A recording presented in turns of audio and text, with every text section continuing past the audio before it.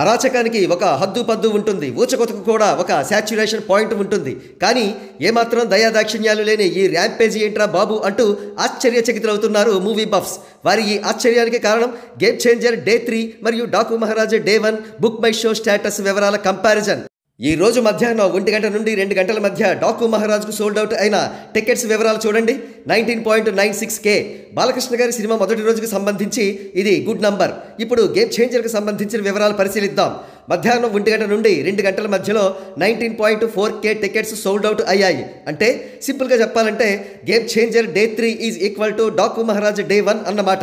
అదేంటి, Game Changer big budget movie, Daaku Maharaaj small budget movie, Ram Charan garu tier 1 hero. కాబట్టి ఈ కంపారిజన్ న్యాయం కాదు కదా అని విజ్ఞులైన మీరు అనుకోవచ్చు. కానీ ఏం చేస్తాం, ఘనత వహించిన మన ఏపీ మీడియా హౌసెస్ కంపారిజన్ చేస్తున్నాయి, డిస్కషన్స్ పెడుతున్నాయి, హూ ఈజ్ సంక్రాంతి విన్నర్ అని పోల్స్ కూడా పెడుతున్నాయి.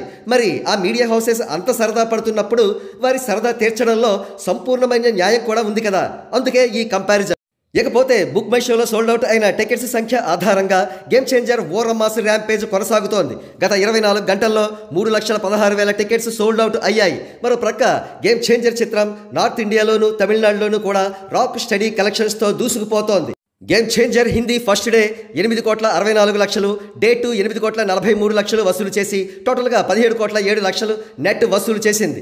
ఇక రేపటి నుండి అసలు సిసల పండగ సీజన్ ప్రారంభమై వారం రోజుల వరకు కొనసాగే పరిస్థితుల నేపథ్యంలో గేమ్ చేంజర్ సాధించబోయే కలెక్షన్లకు ఆకాశమే హద్దు కాబోతోంది.